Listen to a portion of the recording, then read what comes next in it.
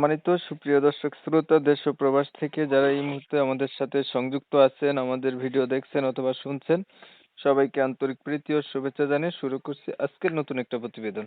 বন্ধুরা, আমার সাথে সংযুক্ত আছে মিষ্টি সুইট একটি আপু। তার জীবনের গল্প কথাগুলো তুলে ধরার চেষ্টা করব আপনাদের সাথে। হাতে যদি সময় থাকে ভিডিওটা না টেনে কন্টিনিউ করেন, অবশ্যই আপুটি সম্পর্কে জানতে পারবেন আর ওনার ভিডিওতে আসার কারণ আপনারা বুঝতে পারবেন। কথা না বাড়িয়ে পরিচয় করে দিচ্ছি আপনাদের সাথে। আসসালামু আলাইকুম। ওয়ালাইকুম সালাম। আসসালামু আলাইকুম। ওয়ালাইকুম আসসালাম। আপু, আপনি কেমন আছেন? ভালো আছেন নি? জি, ভালো আছি। ভালো আছেন, ভালো থাকবেন, ভালো থাকাই কামনা করছি। তবে এই যে আপনি প্রতিবেদনে আসলেন, প্রতিবেদনে আসার কারণ কি ছিল? কেন আসছেন একটু শুনতে চাচ্ছি, বলুন। বাবা মারা গেছে যে ছোটবেলায়, দেখি নাই আব্বুকে। আর মাটা মারা গেছে যে আজকে 1 মাস। হুম।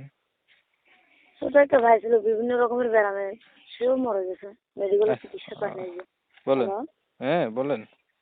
এখন আর কি করবো, যে ওই মানুষের দুয়ার দুয়ার, এখন রোজা থেকেও মানুষের দুয়ার দুয়ার ইফতারি চাই, চিনতে চাইতে হইতেছে। আরে হুম, ইফতারি যে কোনো কাজ করতেছি, মানুষের দুয়ার দুয়ার এত সুন্দর চেহারা নিয়ে হুম। এখন চাইতেছি ভালো একটা মনের মানুষ। ও আমাকে বিয়ে করলো, আমি যৌতুক নেবো না তার থেকে। কি করবেন?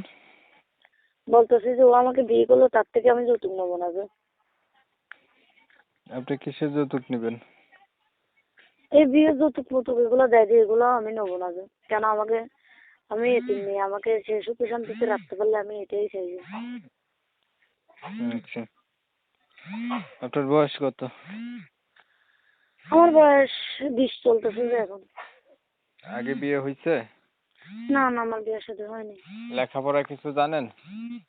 লেখাপড়া করতে পারিনি, বাড়িতে কোরআন শরীফ পড়ছি। আচ্ছা। তো ধরেন আপনাকে কেউ বিয়ে শাদী করতে চাইলে, এখন মানুষটার বয়স হচ্ছে বেশি হলো, দেখতে কালো হলো, আগে বিয়ে করছে, এমন হইলো, আপনি রাজি আছেন তাদের সাথে সম্পর্ক জি করতে? জি জি, আমি রাজি আছি। ঠিক আছে, আপনার বিষয়টা আমি ক্লিয়ার করছি। দর্শক শ্রোতা, আসলে কি বলবো, উনি হচ্ছে প্রতিবেদনে আসছে অনেকটা অসহায় হয়ে। ওনার হচ্ছে বাবা নাই, মাও নাই, ছোট একটা ভাই ছিল, সেও নাই। এখন উনি নিঃস্ব, একা। এইভাবে তো আর জীবন চলে না। অনেক কষ্টে গড়া উনার জীবন। উনি চাচ্ছে উনার সুখ দুঃখের সাথী হওয়ার জন্য একটা মানুষ। উনি উনাকেই দিতে পারবে, কোনো যৌতুক মৌতুক কিছু দিতে পারবে না। এমন যদি একটা মানুষ থাকে, পায়, উনি হচ্ছে জীবন সাথী করবে।